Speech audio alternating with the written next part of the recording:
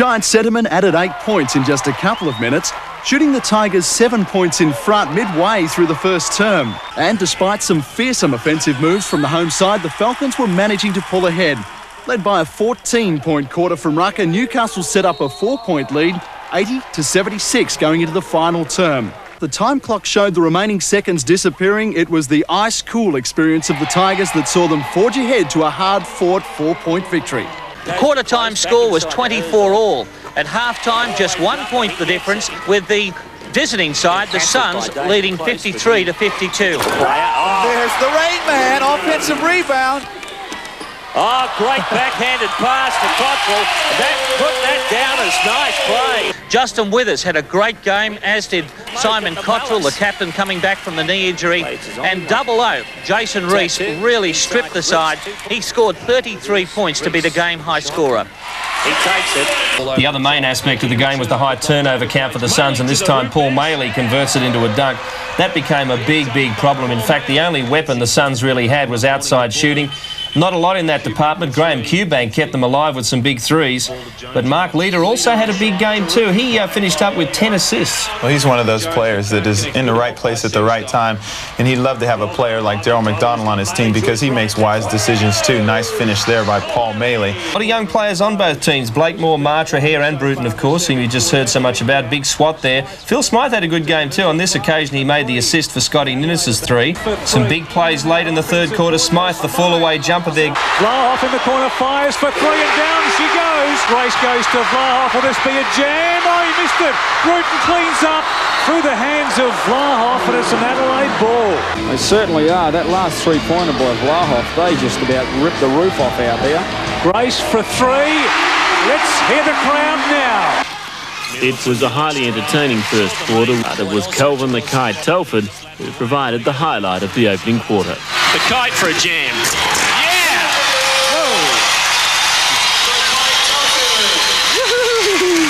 And Smith slammed this and gets the foul on Roger Smith. And Darren Smith wants to tell him all about it. Although they couldn't blow them away, the Bullets managed to keep a 10-point buffer for most of the second half. For Stewart, Loggins, look at Loggins get back, but Stewie easy layup. First quarter. Oh, right around Mike Mitchell with the slam. The second quarter saw a reversal. Illawarra Hawks really started to put it together with Melvin Thomas on fire. He took 18 points at half-time. Trying all the moves off the glass. Nice play. Back. Here comes the shot. Missed. Up goes Mitchell. Adrian Branch and Vince Hinchin kept the scoring run up for the Supercats, both pulling in 12 points each in the first period to take Geelong to a 29-24 break. While the Falcons crept closer to the lead, the Supercats were able to keep a comfortable gap with determined performances from the likes of Ray Borner. Half-time and the Supercats had maintained their 5-point lead, 57-52, and the Geelong fans were lapping it up. And he had a bit of a disappointing game, even though he hit some good shots. He had 8 turnovers in that basketball game. That's not a good thing for them, but they had 30 turnovers, and that's what happens on the end of a turnover. Mike Mitchell with a big dunk. Goodwin and Reese were solid in this game, not as dominant as they were in the match against Adelaide, and that was just something special from Leon Trimmingham, and that gave Sydney a 3-point lead. Sets off, he takes on Lafleur, sets Hubbard for 3, hits it! Well, Sydney, turnover again from Sydney, Lafleur, 3-on-1. Oh, Mike Mitchell, they all want to get into the act. Hi, I'm Damien Keogh of the Sydney Kings, and you're watching Swish. Here with the Sydney Kings, we got away to a great start in the first 7 rounds. We had quite a number of home games, and after our first 6 home games, we were undefeated. And really, the first 7 games of the season, you want to get some winning momentum going to lift your confidence. And particularly with the Sydney Kings, we had 2 new American imports, exciting players, Mario Donaldson and Leon Trimmingham. And they really fired early, and their confidence picked up, and the team got on the winning way. I wanted to try to do some better things, get a little bit more stability in my life, play somewhere where I would be in one place for a period of time, get away with me and my family where it would just be us, we could learn to live with each other and grow up together. And Australia was a perfect place. Looking at the situation that we were in, we were always doing a lot of traveling, you know, always playing different places. And when that happens, you know, you don't have the opportunity to buy a home and buy an apartment or live someplace permanently. But looking at the situation that we were in, I knew we needed some more stability for ourselves. We needed a situation where we can start establishing our own route. I think Mario's going to be one of the best players this year in the NBL. He's a complete player. He plays at both ends of the floor. He takes a lot of pride in his defence, which I think is very important, particularly for our team when we pride ourselves on team play. New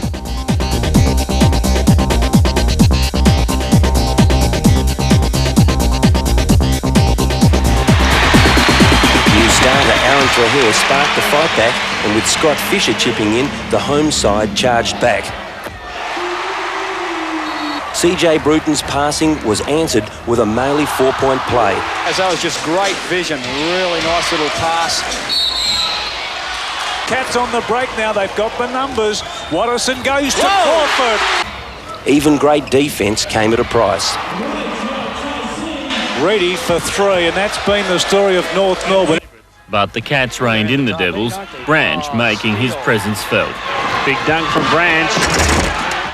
At the first change, only 5 points separated the teams. At one stage, the Devils got away to lead by 10 points in the second quarter, but again Geelong reeled them in.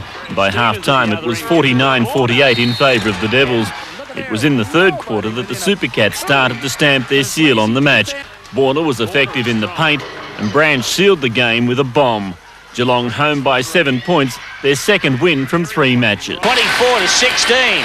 Copeland, what a move from Leonard Copeland. They can on the break. Turnover! Hayes, they won't stop Butch Hayes. He even stopped. Butch Look at Hayes. the moves from Hayes. Armisen. Butch Hayes was vintage, almost unstoppable in the first half. He took a break with 23 points alongside his name. Melvin Thomas close behind on 15. But Sydney's three-point shooting, Steve Carfino, has been magic this season. Hubbard there with a big tray. The Kings, they punished Melbourne for every mistake, and there were quite a few. Trimmingham with a marvellous finish. He was fantastic, as were so many players that played on the court last night for both teams. Donaldson was in fact just 2 assists short of a triple-double. And there's the steal by the Kings. Mario Donaldson with a drive. How did he make that? And does Greg Hubbard like it or what? Magic were keeping the defensive heat up, but still Geelong were able to grow a 9-point lead halfway to the buzzer. The Geelong attack kept kicking,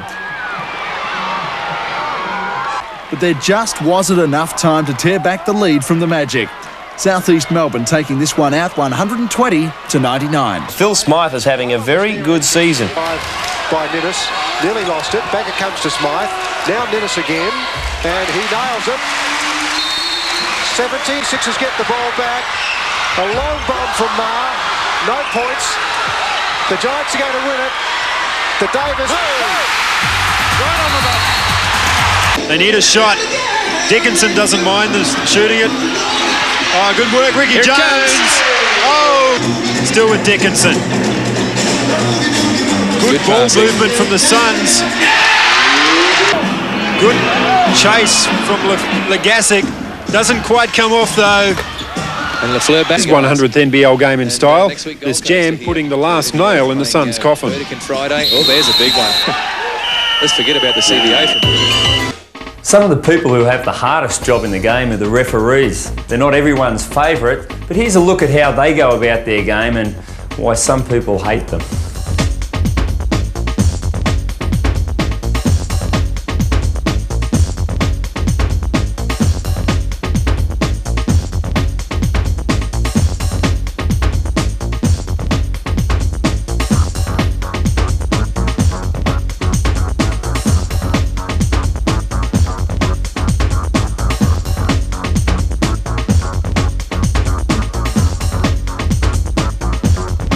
It's very hard to go up to the referee and talk to him in a calm manner, a soft voice. What did I do wrong? It's more or less aggressive. You've done something wrong by me, and I don't think it's ever going to change. It can only help if the referees are a little bit more wary about it and a little bit more forgiving. I think as long as the guys don't swear them or belittle them, I think they've got to accept that as part of the job. You naturally have your more vocal coaches and more vocal players in certain teams, and we're fully aware of those people, and it's how you deal with them. I was astounded when I was overseas in the NBA. I mean, the officials here don't cop anything compared to what they are over there, but and they also, the officials over there give it out a lot more too. They'll talk right back to you and really play the game on the same level. So over here, I think that the officials have it quite easy. Well, every game we have a paid evaluator there who writes down every call and charts how they're going, and then meets with them after the game for a half hour and discusses their performance with them. On Monday mornings, I call all the coaches and get the opinions of how the referees have gone on the weekend, and then eventually during the week I get a video. I go over the video, and every call is scrutinized, whether it's correct or incorrect, and we try and find out why. They get written reports from me on that, and somewhere between all those reports we find out what really happened.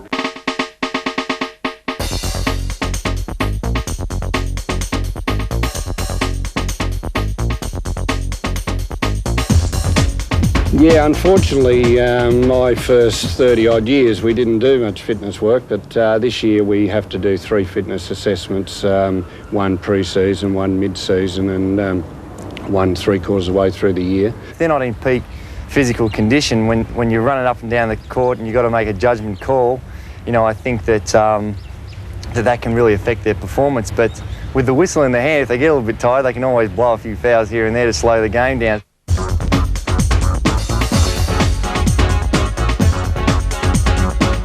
Players are never going to be nice to the referees, and it's going to be like cats and dogs. I think that's the closest thing I can resemble it to, a cat and dog. It's never going to change. End of story. Tell it like it is. If you don't help yourself, nobody's going to help you. Tell it like it is. If you don't help yourself, nobody's going to help you.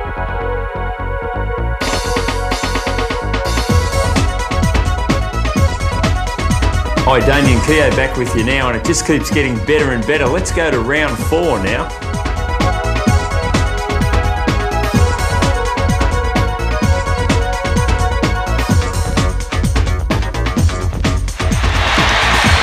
Basket for basket, both sides raking up the 3-pointers.